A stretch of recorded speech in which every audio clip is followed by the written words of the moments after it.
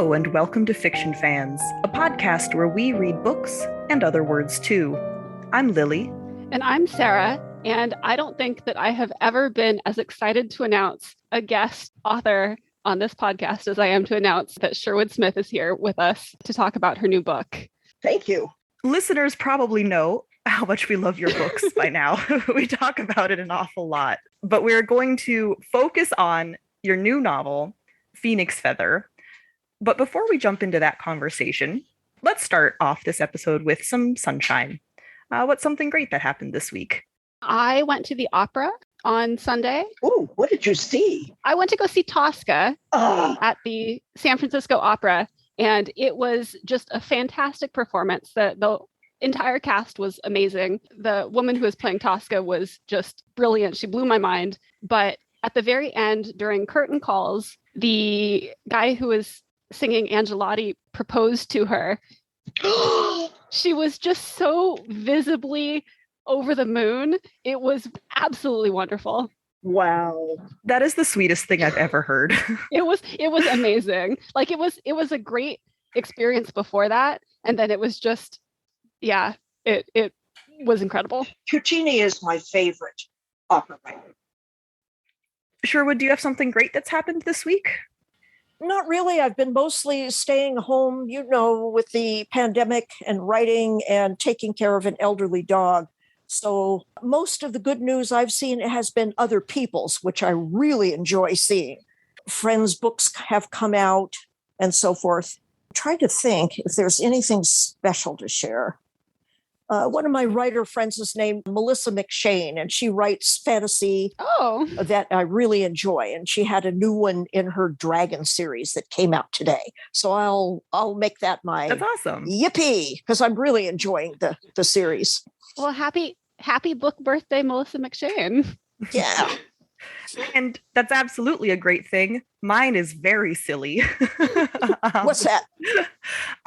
Most makeup that I buy is in the $10 range. So when I buy something nice, it better fucking work. But I had eyebrow filler that dried out, but it was something I actually spent more than $10 on. So I Googled ways to revitalize cream makeup, and it totally worked. And it works again. And I'm so happy. What did you put in it? Coconut oil? I just used moisturizer. Oh, wow. Yeah, that makes sense. Mm-hmm. So I also don't believe in expiration dates, which I'm sure would make some people very uncomfortable, but I paid money for it, so I'm going to use the whole dang thing. Yeah, I agree. My sister once yelled at me because I had a 25-year-old lipstick, and I said, well, I use it once a decade, so, yeah. If there are any germs on it, they really have staying power. Yeah. At this point, they earned it. Yeah. So what's everyone drinking tonight? Sarah? I was going to make something exciting, and then work fried my brain today, so I'm just sticking with rosé. Rosé's always exciting. It's delightful. Do you have a beverage with you tonight, Sherwood? Just water. It's 85 degrees in here, so I finished some tea a while ago. And you don't want to hear me if I've been imbibing something delicious that has alcohol content. So I am sober as a judge. I don't know about that, but I'll take your word for it. I was going to say that sounds like a good time. And you, Lily? I have made some unholy amalgamation of gin and tonic / gin mint julep with mint from my garden, which is exciting. Ooh. And a local gin from the Rainier Brewery, which is funny because Rainier is a very cheap beer, but it's a very delicious gin. So cheers. Cheers. And of course, we are here to talk about books after all. Anyone read anything good lately? I finished reading Dial A for Aunties by Jessie Sutanto, I believe is the author's name. And it's a romance novel, entirely a romance novel, which is a little out of... Rare for you. Yeah, it's quite unusual for me to read just straight romance, but I enjoyed it a lot. I had to turn off my suspension of disbelief quite a bit near the end throughout the entire book, but particularly near the end. And the romance aspect was probably the thing I least enjoyed about it, but it was really a very funny book, and I liked it a lot. But it was a romance novel. it was a romance novel, but it also had to deal with, and this isn't a spoiler because I think it's on the back of the book, the main character accidentally murdering her date. Oh, yeah, that's way more interesting. Okay. So the hijinks that ensue there were fantastic. And the aunties totally stole the show. I would totally read that. It was a great book. Yeah, I would recommend it. I love funny romances. Absolutely. I am smack dab in the middle of The Mare Cycles, I think, by Dan Fitzgerald. I've talked about it before. I haven't gotten that much farther, but I'm enjoying them immensely, and I'm sure I'll talk about it once I finish the series. Are you reading anything, Sherwood? I'm usually reading several books. There's a daytime book, a downstairs book, a before bedtime book, and then I'm always running research for various projects. I think the weirdest one I'm reading right now is it's in Chinese, which I'm trying to teach myself, and it's oh wow, it's a kid's version of Journey to the West. And it is such a weird story. It is so weird. It's super popular and has been for centuries, but the magic in it makes no sense. You just can't. Lily, you might not be familiar, or you Dragon might, Ball, you might, right? Well, I was going to say Sayuki. Yeah. Oh, yeah. Sayuki, definitely. Yeah. Although Sayuki makes sense. Yeah. Sayuki does make sense, but it's based on that. Yeah. Yep. On that story. Yeah. I know at least that much. Okay. Yeah. Only hot guys instead of a pig guy and a monkey guy and I'll take what I can get. Yeah. Oh yeah. I was in it for the drawings when I read Sayuki. It has beautiful artwork. Oh yeah. Woo. Yeah. Beautiful. Right. I mean, in all senses of the word. Well, today we are here to talk about The Phoenix Feather Fledglings, which is the first book in a series that you've launched fairly recently. I'm not gonna, that's not a question. Yeah, sorry. I'm aware that this is true. As I was reading, I was thinking that this book is maybe a little bit more accessible to younger readers than some of your other books. Particularly, I was thinking of Inda, where even though Inda is similar in age at the beginning to Mouse, I wouldn't necessarily recommend Inda to young adults the way that I would recommend The Phoenix Feather to them. Was that something that evolved while you were writing it, or was that a decision that you made, a conscious decision that you made at the beginning of the project? Nothing was a conscious decision. This was my pandemic project. And I thought at first it was going to be a short story. And I thought, well, let's add a little. Oh, let's just have some fun and add a little more. And before I knew it, I completely pantsed. I thought, nope, no outlines, no nothing. I'm just going to throw in all the tropes I love and just see where it takes me. And so that's pretty much what I've been doing. Although I have to say I have orchestrated a couple of set pieces farther up the line when it gets more complicated. The first book is, I think, just because it concerns kids and it's fairly simple and simplistic, I wanted to keep it Xuanhuan because I don't know enough about Chinese culture, even though I've been immersed in it for the last 6 years. It is such a complicated subject. It would take a lifetime to know enough to write with confidence and to set aside Western sensibilities. And this particular subgenre, wuxia, is very forgiving as far as I can tell. Writers borrow blithely from different mythologies, from Korean, from Japanese, a little Chinese, all up and down the centuries, a few Indian, particularly Journey to the West, which is they're traveling to India to find, Buddhist teachings, other Western ideas. So I thought, yeah, okay, then it doesn't feel to me like cultural appropriation if I am first respectful of what I do borrow, and second, if I'm doing something that's already being done by writers, both Western and Eastern, in this subgenre. And it was, of course, meant to be fun. So, like the naming, Chinese naming is really complicated. People can have especially in the upper ranks in historical China can have a number of names for a number of different reasons. And I don't get into any of that. People's names are very simple in this world. Things like that. I just kept it as simple as I could to let the story roll. And I thought I would run out of gas. Well, I thought, the pandemic will end in a couple months and I'll run out of gas on this and I'll get back to my regular projects. Well, here we are. I'm in book 4 and the pandemic hasn't ended yet. How many books do you intend the series to be? Or are you just writing until you completely pantsing it? That's incredible. I knew that you had been sort of releasing this in pieces, but I wasn't aware of how truly sort of chaotic the planning process was. Yeah, on my Patreon, I put up a chapter a day. Mm-hmm. When I run out of chapters, which will happen when I catch up where I am in book 4, I'll just put stuff up when I've written it and see what people think. Mm-hmm. Well, let's give a little bit of background. So you alluded to the fact that you are borrowing from or honoring some genres, wuxia and zhuanhuan, which, again, I watched a 10-minute YouTube video about these genres, and that is the extent of my pronunciation and understanding.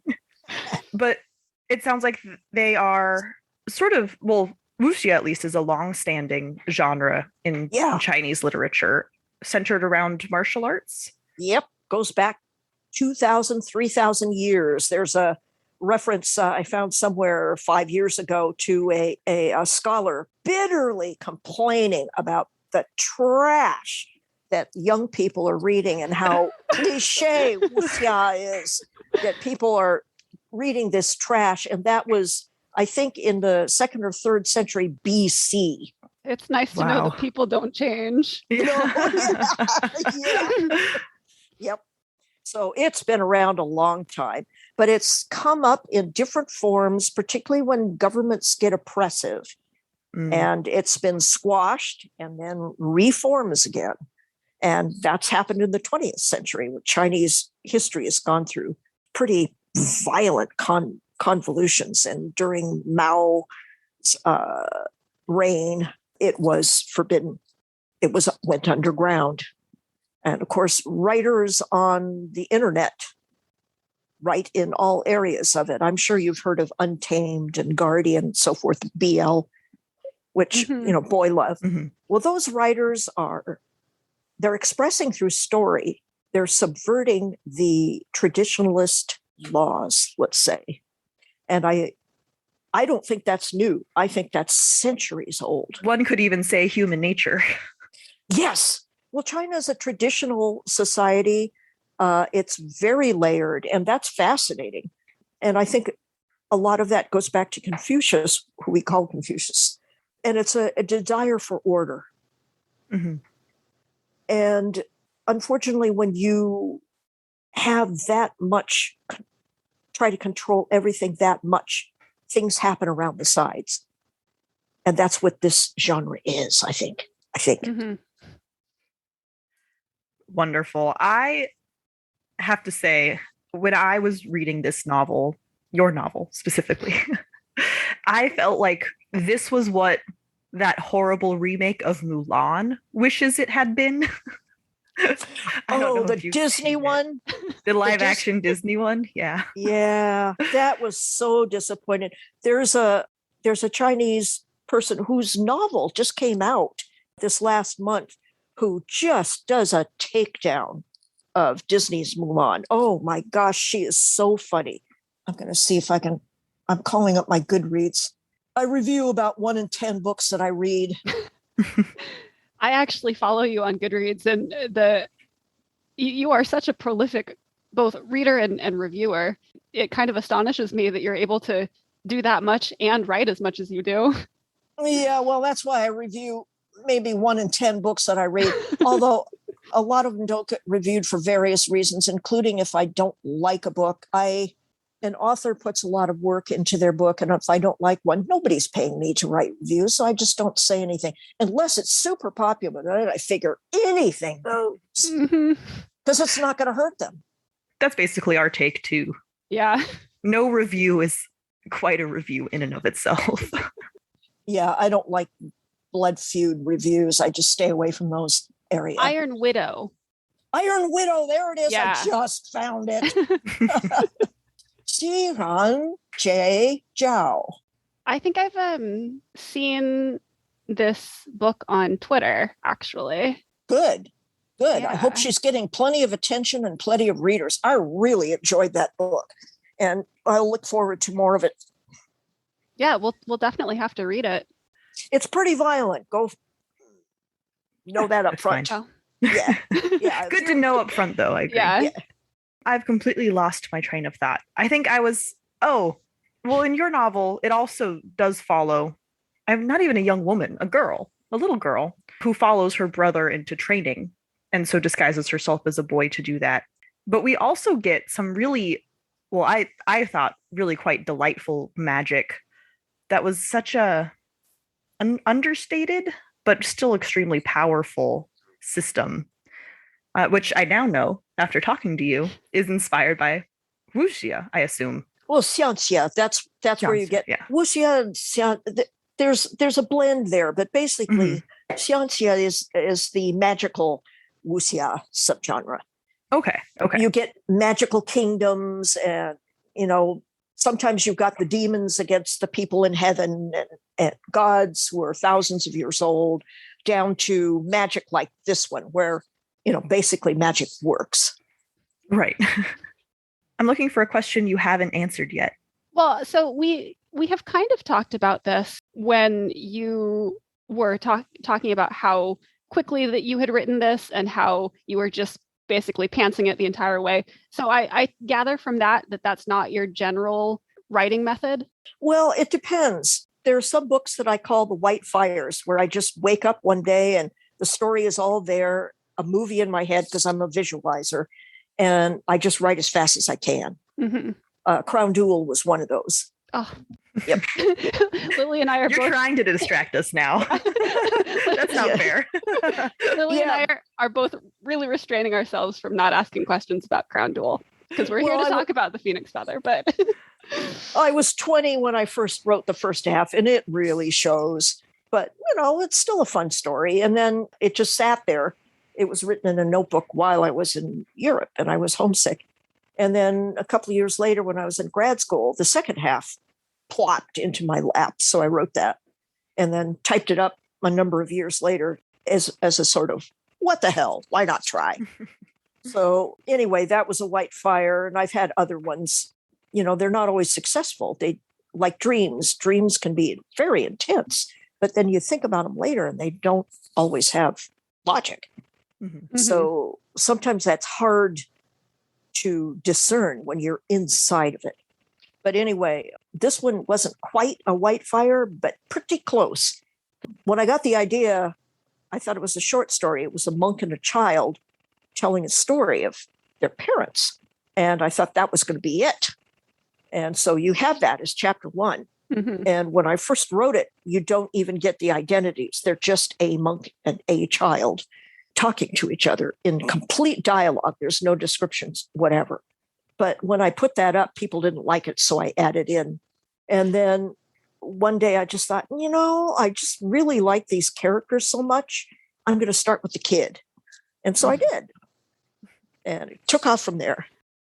Do you have an example of a project that's, what would you call the opposite of a white fire book?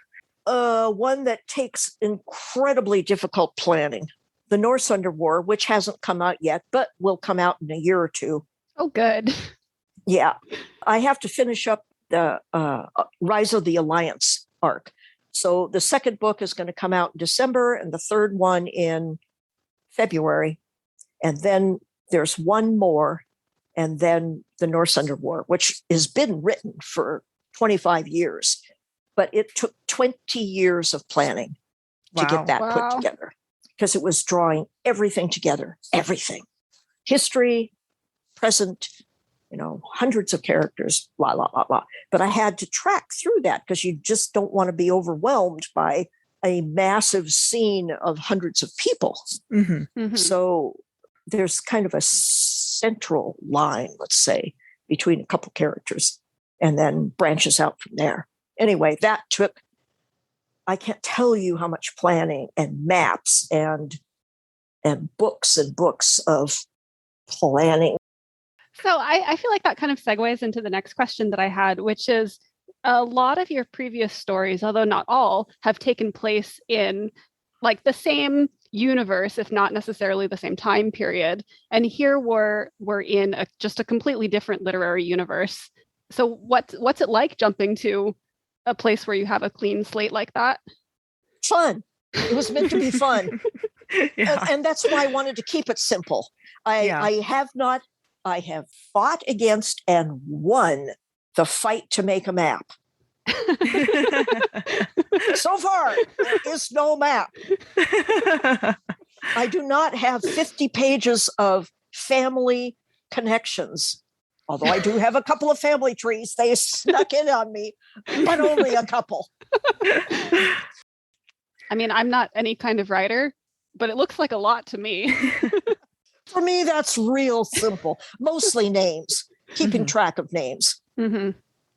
Are you primarily a handwriter then, and you type up afterwards, or does it depend on the project? I was until arthritis came with old age, and I can't write 25 pages a day anymore, unfortunately. I could. There was a time. Typing is so much easier on my hands. Mm-hmm. Yeah. It's such a different physical motion. I guess I was thinking from a creative standpoint, but from the practicality standpoint as well. It is such a different way of doing something, putting words on a page. Yeah. I never had any problem switching over to computer. Mm-hmm.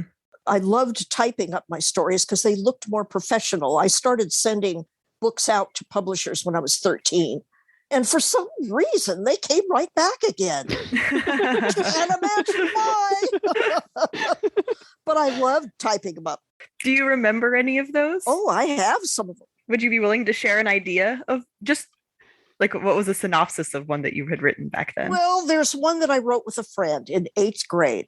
It's called The Fight for Our Crown. We put together a kingdom in the Netherlands, a little tiny kingdom. And we had twin princesses, and we started off by writing letters by these princesses to each other. And we'd put them in each other's lockers every morning. Oh my gosh. I love this. And then we decided that it was so incredibly good that we were going to type it up and send it to a publisher. But first, we were going to submit it to, there was a junior high, creative writing contest. So we had this 400-page manuscript, badly typed by me, on my mother's World War II era typewriter with a ribbon that had never been changed. And I remember we turned it in, and there was the usual poetry and all that from regular writing kids. And I remember sneaking up to the building where the teachers were judging these things, and I looked through. There used to be little glass kind of windows in the doors to the classrooms. I don't know if they still do that anymore. This was the mid-60s. And I peeked in there to see, because in my mind, they were just going to be jaw-dropped with amazement at this thing. And I remember immediately spotting, because we're the only ones who turned in a book. Right. And the teacher was turning over the pages, kind of like you lift up a piece of lettuce and find a caterpillar underneath, looking at it like, oh God, what is this horrible thing? And I crept away thinking, maybe somebody else turned in a book and I didn't know it. But I didn't tell my friend, because that appalled look on the face of that teacher. And sure enough, we did not win. You should have at least gotten an honorable mention for a commitment. I have a feeling this was back in the days of conformity, and I have a feeling they just did not know what to do with us. We were not writing at all the kind of thing that they expected junior high kids to be writing. We had, you could tell right from the start when the introduction to this thing made it clear that we were rebels. And that just didn't fly back in 1966, 1967, I think it was, we turned it in. So at that point, I went underground. I realized that the adults around me were never going to approve of any of this stuff. And so I just never turned any of it in, just kept writing. Do you still have a copy of that book? Oh, yes. You betcha I do. Every once in a while, I take it out, particularly if I'm depressed, and I laugh my butt off at how bad it is. That's wonderful. The adults in it, oh my God. The motivations for the adults. We didn't have a clue. But the kid action is actually pretty good. Yeah, and not having a clue wasn't going to stop you. No. And you were eventually recognized. You have had many works published, both by traditional publishing and self-published. And I was wondering if you just had a few comments on what some of the differences are between those two processes. Well, publishing is going through such revolutions right now. And basically, it takes a long time. You submit and you wait and you wait and you wait. You either submit, sometimes if you're lucky, you can submit directly to an editor. But editors these days are doing all of the jobs that editors back in the 60s and 70s, editors had teams of people to do all this stuff. And now editors are having to do it all. So they've got their work and they've got their homework, and they're behind. A lot of them are just behind all the time. It has not helped the book industry to have big conglomerates owning them, because to them, books are a product. And if you're not an instant bestseller, you get rid of them, because there's always another writer around the corner, and hopefully they're young and hot and they can be made into a celebrity. And old people, get rid of them. So, it's kind of, book industry can be a heartbreaker. It can be awesome when something clicks and it works, but there is no more building a readership that there was in the past. There is somewhat with DAW, the smaller publisher that I've been with. They're not afraid of big books, and they do try to develop their authors. But they too are, under the gun. Everybody is in New York these days. Can't blame them. So with self-publishing, you have more control over the cover art, which sometimes you don't in traditional publishing. I've been pretty lucky. Most of my books, they've at least sent me a copy and said, do you like the cover? And whether I liked it or not, it was going to go on it. Sometimes they would ask for my advice. And particularly with DAW, sometimes they would accept my sketches and take it to the artist. So, that's cool. Yeah, that sounds great. But, it kind of depends. And with self-publishing, the downside is you have to put the work in, and you're a writer. You don't really want to do all this other labor. So trading for labor is pretty good. Marketing is the hardest thing for mostly introverts. It's so painful to try to get out there and sell yourself when everybody else is doing it too. It's very dispiriting. But as far as the books are concerned, the upside is you have control over the material. You're not going to have anybody saying, nope, this doesn't fit into X genre. It's got too many pages for the price point. So either you cut out 25,000 words for the price point, or else we can't publish it. And by the way, you have 2 months to turn it around when you've been waiting for 2 years for them to get to it. So self-publishing, you can go at your own rhythm. The problem is sometimes, particularly beginning writers, think every word is so precious, it doesn't need to be edited, because you mistake passion for getting it in a shape that's going to appeal to readers. And I'm sure you've read some books, but then also books in traditional publishing get by too. They're full of grammar errors and spelling errors or continuity errors where you can tell an editor just didn't take their time with it. So, I think that's a basic rundown. Yeah, absolutely. It sounds like books are a hell of a lot of work. And someone has to do it, whether it's a publishing house or you find someone to help you with it on your own. Yes. The ideal thing, I think, is to trade whatever skills you've got. It's something I belong to a consortium of authors called Bookview Cafe, and that's where all my indie books come out from. Mm-hmm. And there's several people who are really good at formatting, and they do that formatting, and I'll trade them for a beta read or a copy edit read or, that type of thing. Mm-hmm. We trade back and forth different skills. That's wonderful. Takes a village, right? Yeah, exactly. That was the approach. And it works pretty well. I would say, based on the Phoenix Feather. Well, thanks. Yeah, I had a couple of good betas on that one. Mm-hmm. I was very grateful for my beta readers. Wow. Did it go through that process before you started releasing parts of it on Patreon? Yes, because when I released it on Patreon, I was almost done with book 2. Oh, okay. So book 1, I sent it to one friend who knows something about the different genres. Let's say Asian. Let's just call it Asian, not necessarily Chinese. And I said, can you kind of be a sensitivity reader, not putting you responsible to speak for all Asian people? Because that's obnoxious. Yeah. But just if you see something, you go, whoa, you're going to get major trouble here. Your clueless white waspy background is sure showing its butt here.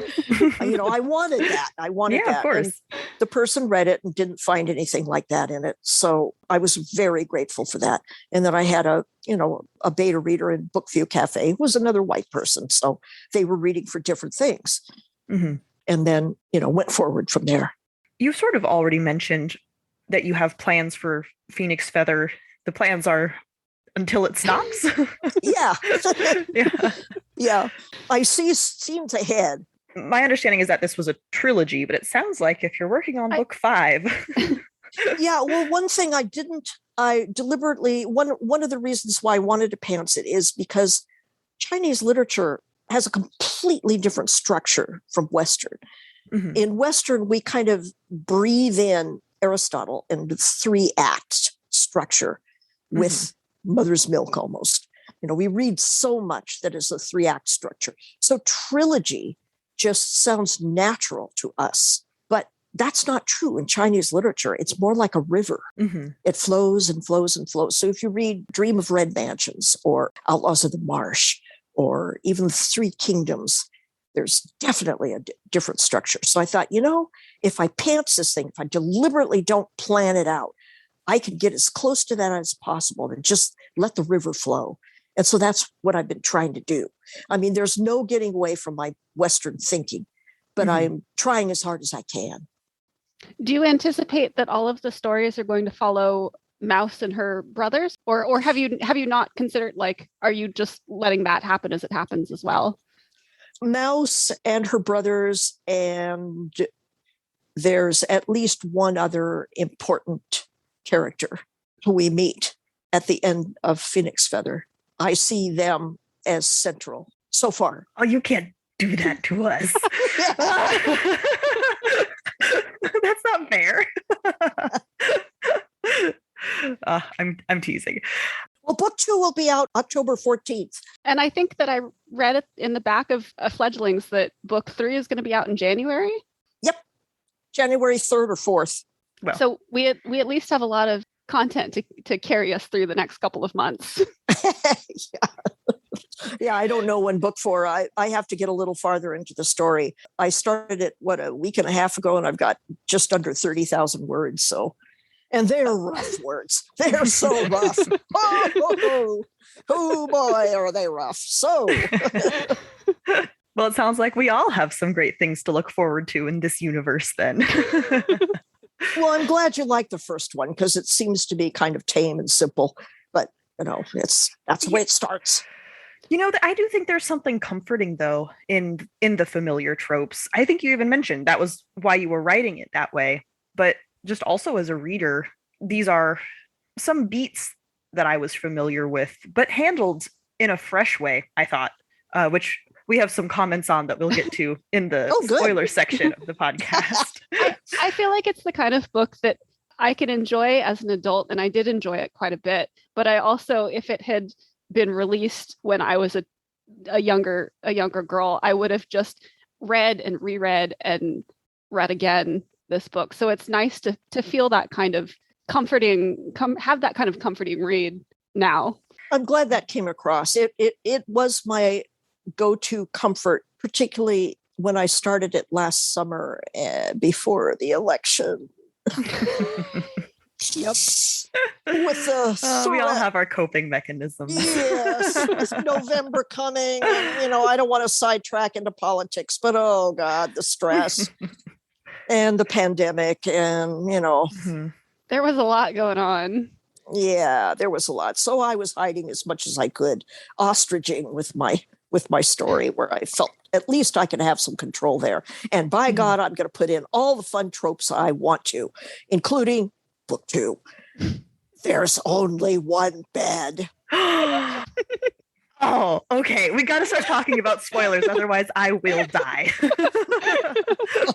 But before we get to that section, Sarah, why should someone read this book? So if you like coming of age stories, if you want a story that treats children as people, if you're bored of vaguely European fantasy worlds, if you grew up reading Tamora Pierce or Sherwood Smith or Crown Jewel, like Lily and I did, you should absolutely read this book.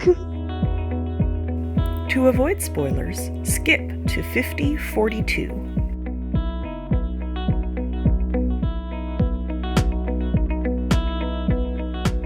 I had such a hard time writing questions for you because all of my questions about this book were just like spoiler questions for the next books. Like, what about this character? Well, what's going on with this guy? But who is am I right about who this person actually is? Although I will say the 2 characters that we had the most theories about when we were trying to come up with things to ask that were actually reasonable do leave on the boat with Mouse. So I'm pretty hopeful that I'll learn some more things about them in the near future. You will. That's not a question. Okay, good. You will. Book 2, both. Yeah. I even highlighted, I think there was one moment where Mouse had a question for Yasso that I myself was very curious about. And then she dismissed it saying, well, I can't ask because then Yasso will ask me questions. And I screamed at my phone because I wanted to know the answer. I understood. Like that made so much sense for Mouse as a character. But I was like, no, I was so close. So I was, anyway, my chaotic reading experience. But we've teased a little bit about some of our tropes that we've noticed, or some of the familiar tropes that we've noticed, and how our expectations were subverted or sort of toyed with in this book. We were wondering how much of that was us sort of not seeing the Asian literary tropes that we aren't familiar with, or maybe you were using those tropes to subvert Western expectations. I think this question got away from me, but hopefully it made sense. Like what? Like what? Well, I think one of the things that I noticed is that the secret girl warrior, that's one that I know and love quite well. But in this book, that sort of experience is used to explore class inequality versus gender inequality, which is normally how I see it. Girls can be just as tough as boys. But this novel doesn't harp on that note almost at all, really.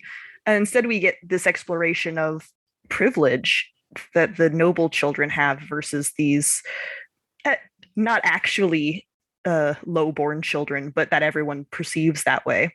And so I thought that was sort of a fascinating way of exploring something that I was not expecting, just again, based on my trope expectations. I think you can get both.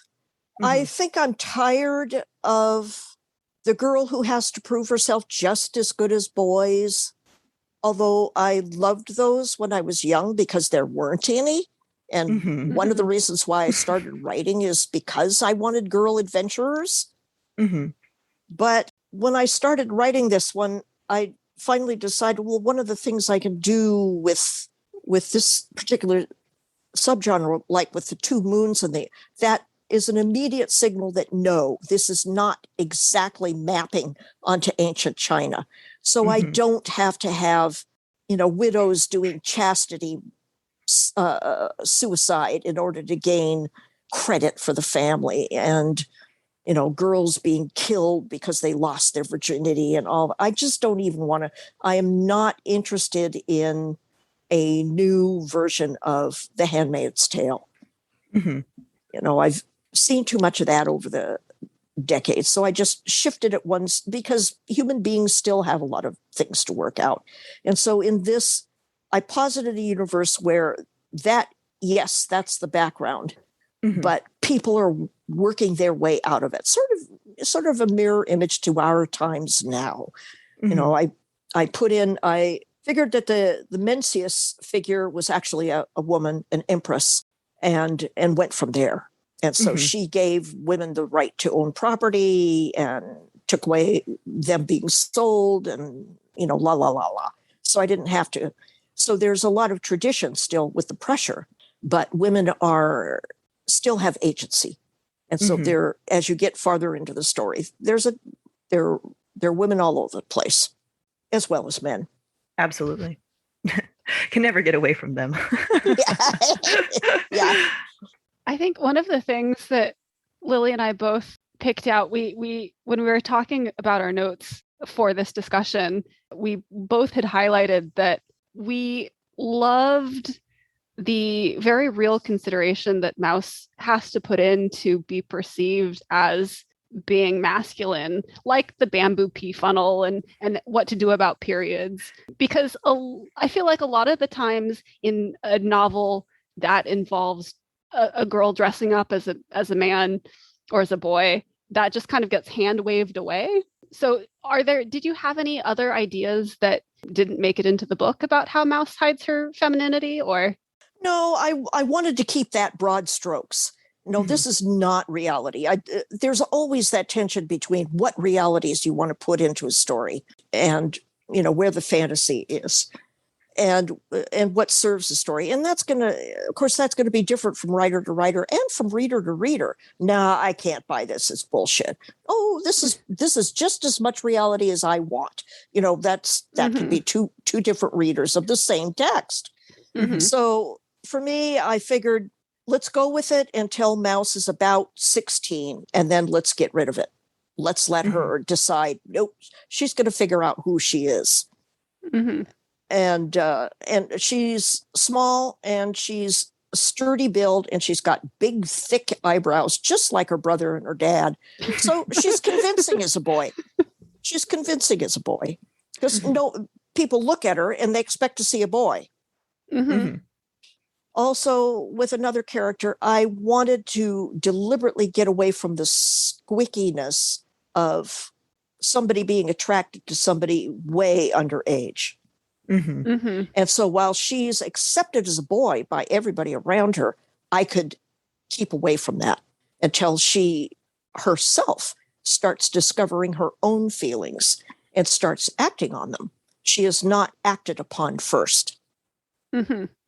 I really love that. And this is not so much about the Phoenix Feather in specific, but just the agency that all of your female characters have in all of your books. Like, I think, what is it? Banner of the Damned was the first book that I had read with ace representation.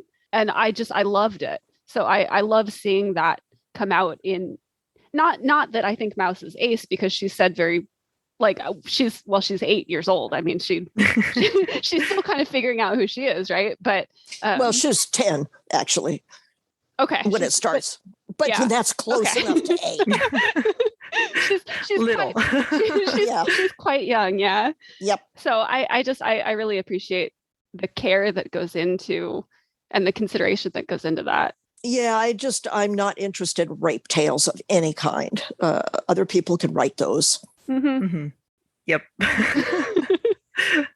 We're gonna agree there. Yes.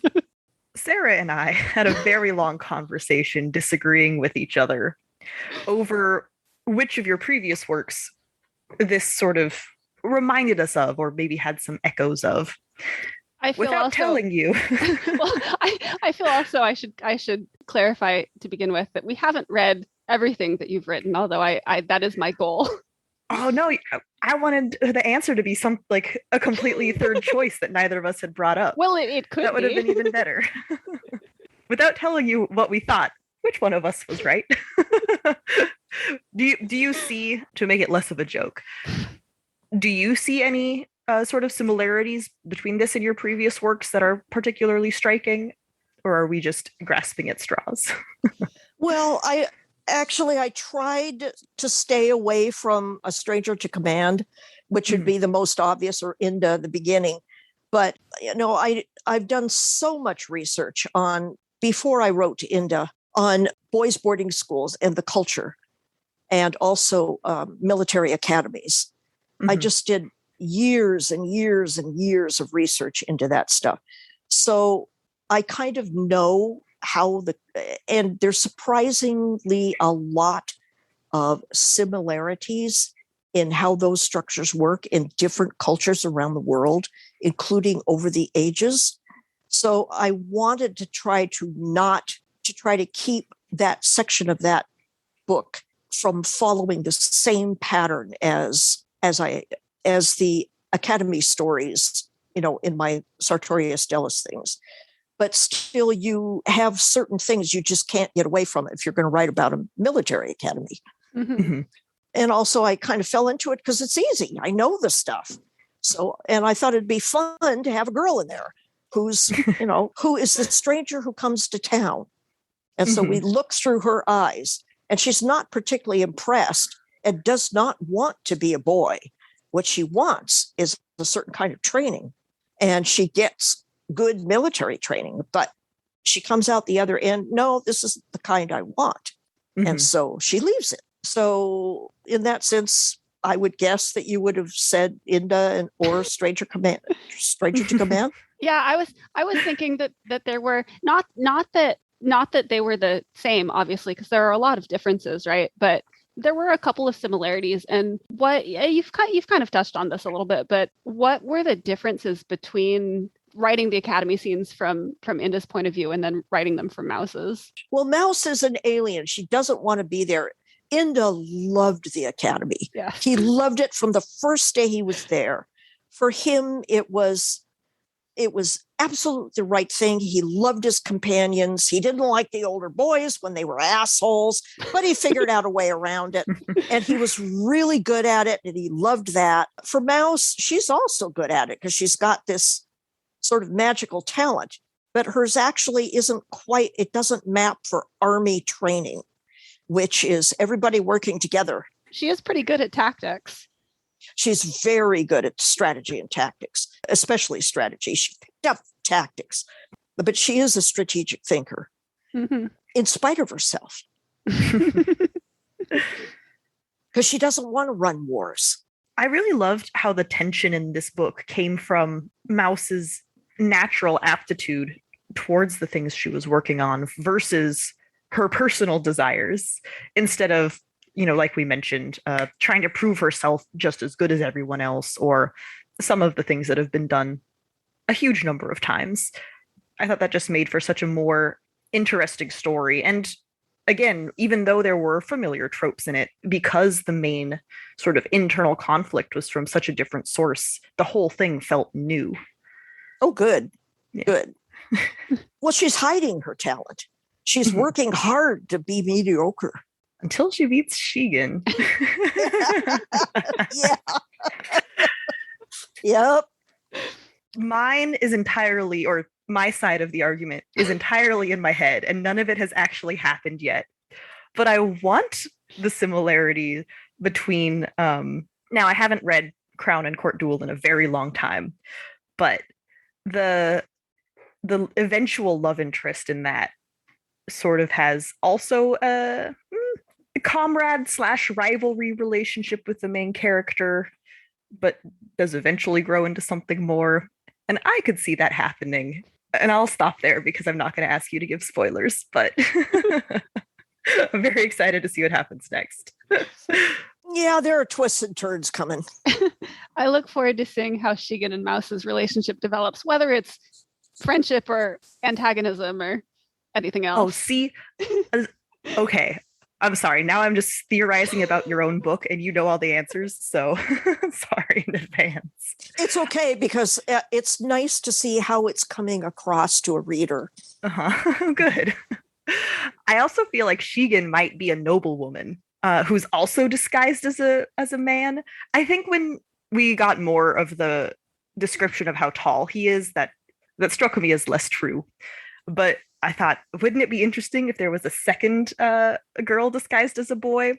And he has all of this training that's sort of inexplicable because he's not actually good at fighting when he first shows up. So how was he trained for all these things but not fighting? Could have been a highborn lady. We don't know.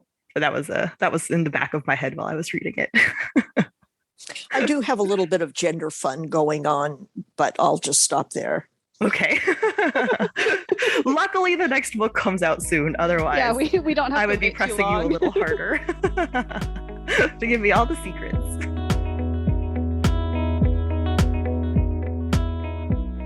So I was thinking we could talk about our pet peeves in girls pretending to be boys books. I cut books a lot of slack because writers just sometimes want to go in directions I'm not interested in, but they can't be blamed for it. Mm-hmm. But the only ones, and writers under 40 aren't doing this anymore, thank God. The ones where the woman pretending to be a man finally breaks down in some way emotionally and becomes all weak. And then, of course, the denouement comes on. The man rescues her. Those used to fry my eggs. But I haven't seen that kind of thing for a long time. That's the only one I can think of. Incidentally, I really like the phrase "fry my eggs" in this context. I always feel like that trope leaves a lot of bi awakening confusion on the table, or at least the ones that I've read in the past. If there's often a love interest introduced before it's revealed that the main character is actually a woman. So what's going through his head when he's falling in love with who he thinks is a man? Yeah, and why don't they get into that? But that's a good point, because there was always this, well, in publishing there kind of had to be this assumption it has to be a het relationship. And of course, there's a certain amount of tension there. So she had to reveal her femininity in some way. But yeah, authors now can get into the gender fluid, which I think makes it much more interesting. Oh, so much more interesting. That is a hint. We read a book recently called Smuggler's Fortune. Was that it, by Angela Board? Yeah, I was actually just going to mention Angela Board. Yeah. Because the main character in her books, and there's Smuggler's Fortune, which is I think technically it's a novella that takes place before Fortune's Fool, which is the first novel. Although chronologically it takes place first, but I would not necessarily recommend reading it first. But the main character there is disguised as a man, but it Lily, you're better with words than I am. It's for safety reasons. She's in disguise so that she doesn't get found.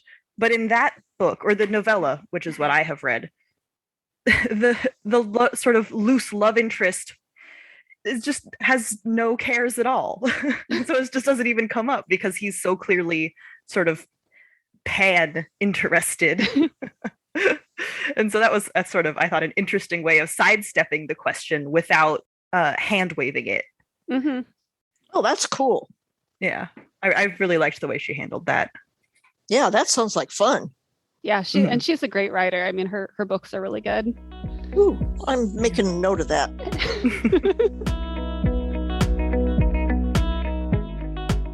Well, Sherwood, I want to thank you again for coming onto our podcast. This has been just such a wonderful evening, and it's so great talking to you.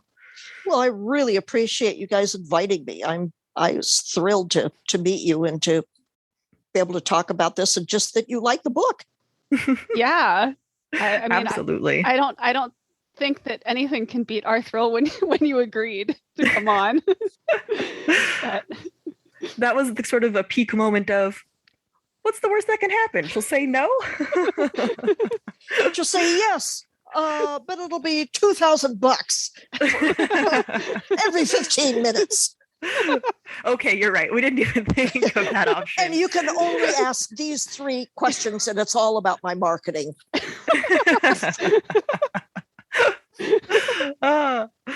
As Lily was saying, thank you so much for coming on to the podcast. 2 questions for you. One, can you tell us a little bit about what you're currently working on? I mean, I know that you've said that you're working on book 4 and that you have a whole ton of books that are releasing coming up. And then the second question is, could you just tell our listeners where you can be found on the internet? I have a website. Just look up sherwoodsmith.net. And I try to get to Twitter once in a while, but I don't get there very often. I'm dyslexic, and it's a format that just plays havoc with my eyes. Mm-hmm. You know, the little bits scrolling back. I can't even abide Facebook for 10 seconds. So forget Facebook.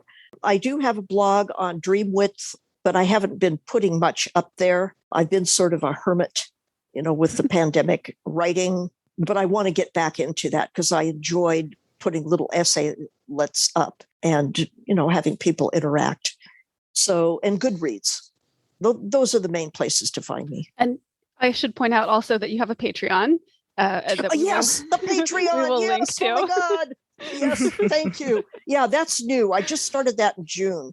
So it's not in my head as, yes, this is my social media. Please join. It does sound like we could go get some early sneak peeks of the next couple books if we go on there. I mean, speak for yourself. I'm already signed up, so... Yeah, but it would be cheating if you sent it to me, and I'm not going to do that. No, I wasn't saying that. I was saying that I already have access. Oh, okay. You were just bragging. I get it. Yes. I think I'm up almost halfway through book 3, posting a chapter a day. And you're not just posting the Phoenix Feather. No, I'm also posting a chapter a day in the Rise of the Alliance. I'm in book 3 now. Just started it a week or 2 ago. So there's lots of content. Tons of it. Yeah, one person wrote to me and said, "You have to put so much up." They were really mad at me, and I thought, well, you don't have to read it. I will take it. I will take their share of the content. Well, it's been interesting finding out that how different people approach content like this. Like a couple of people ignore it for like 2 or 3 weeks and then do a Zoom. And I get these comments, a whole raft of comments on like 15 chapters all in one day. And then some people are waiting until the entire book is done before they will look at any of it. And a very few are following along day by day. Mm-hmm. And so I figure, however people want to do it, that's okay by me. Mm-hmm. That's interesting. So the content I'm familiar with published chapter by chapter is fan fiction. That's what I know that usually publishes that way. But the risk with fan fiction is that they're usually posting before they've actually finished the work. Yes. So if you start reading it, it might never end. Like it might never be completed. And that's very difficult for me, just psychologically. But knowing that you have the book done and it's just coming chapter at a time, that feels completely different, even though it's not actually. I don't know. I can't explain it. No, that makes sense. And I've seen that. And I've been in situations, well, in the past, before there was an internet, with friends who would share a chapter a day with something. You really get into it. And then they'd run into a wall and just never continue it. And so you can't get mad at them. If they run out of story, they run out of story. Mm-hmm. Mm-hmm. Or lose interest, or, whatever happens. Or one case, a woman decided to get married and then she went to knitting. That was her creative outlet. You can't blame her. Well, I can. I'm far enough away that I can for you. No, it was quilting. That was it. It was not knitting. It was quilting. And she made beautiful quilts. I'm sure, but I can't read a quilt. No. Yeah. We'll let you get back to your evening. Thank you again for joining us. This has been such a blast. Well, thank you, both of you, for having me. And I'm sorry if I talk too much. No, not at all. It was literally what we asked you to do.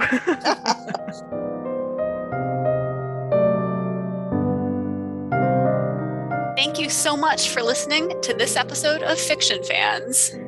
Come disagree with us. We're on Twitter and Instagram @FictionFansPod. You can also email us at fictionfanspod@gmail.com. If you enjoyed the episode, please rate and review on Apple Podcasts and follow us wherever your podcasts live. Thanks again for listening, and may your villains always be defeated.